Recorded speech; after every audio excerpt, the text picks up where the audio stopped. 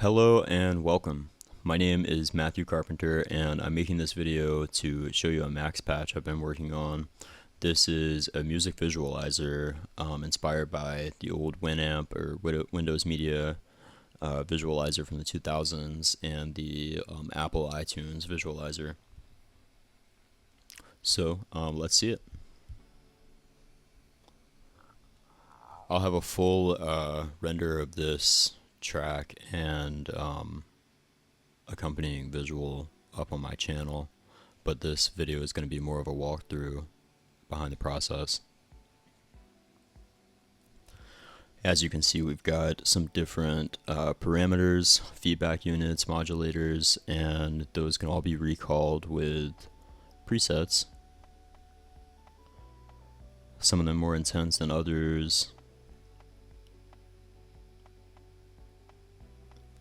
And creating kind of some different visual effects.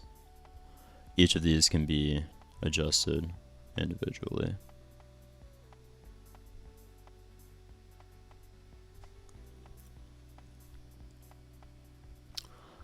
So let's take a look under the hood.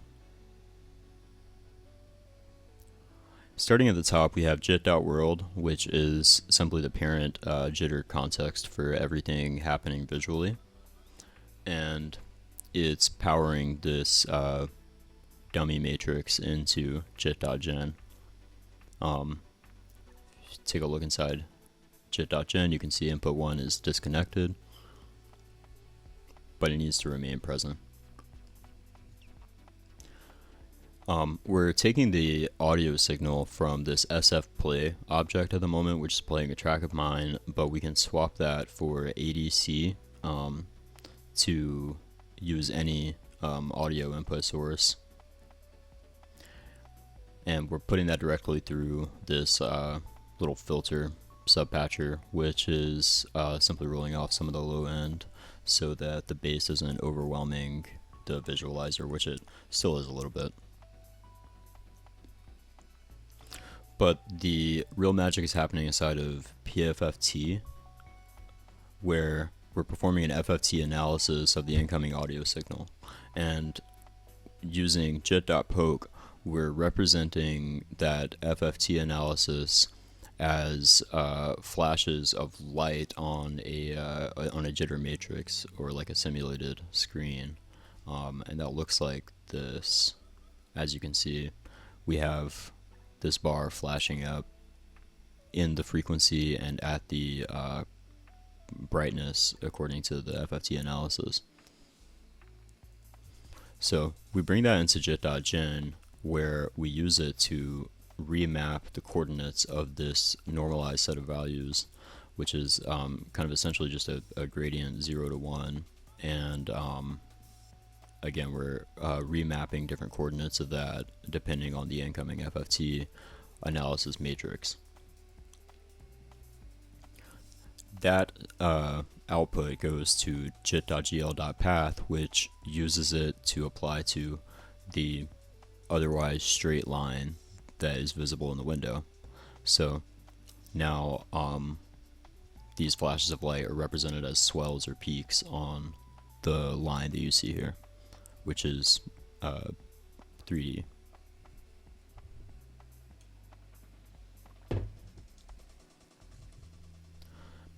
Above jit.gl.path is just a bit of modulation. We have anim drive to turn the line in 3 dimensions, and we're using amplitude peaks to adjust the position and the line width of the line.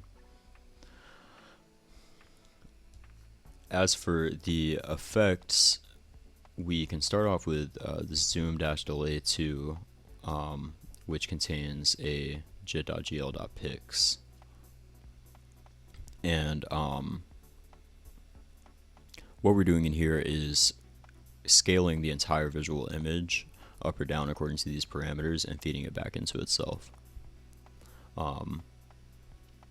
We have the same object essentially duplicated with slightly different scaling in the parameters to just have two stages of this feedback and reverberation. And as you can see, this blue line contains the texture output, which is the full visual image of jipped out world through these effects and back into itself. So we can turn the levels up with these feedback, and the track is ending, so let's go ahead and connect my microphone. Check, check. Yep. So as you can see, any kind of audio signal will work. This one is maybe not as complex as the other, but still triggers. And all of these effects are being modulated not only by your own real-time input to these dials, but also a little LFO bank that I've made up here, which has 2 sawtooth oscillators and 4 sine waves. Very simple. But each of these is sending out, a low frequency oscillator that combines with your dial input to create different effects. Lastly is kind of an underused part of the patch, which is this color wheel subpatcher, and only the first output of this is used, unfortunately. But this is one thing I hope to apply more fully to the patch at some point.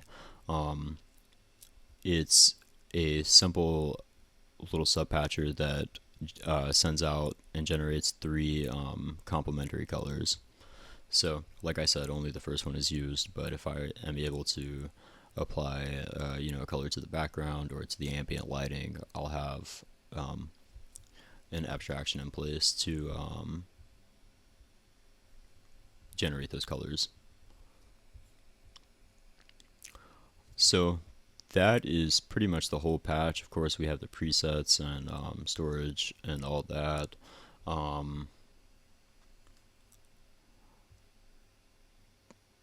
But yeah, this has been a lot of fun to work on. It's great to listen to music while working on something like this, and I hope that you've enjoyed it. Like I said, the patch is going to be available on my website to download. And if anyone has a comment, suggestion, or question, please reach out. Thank you for watching.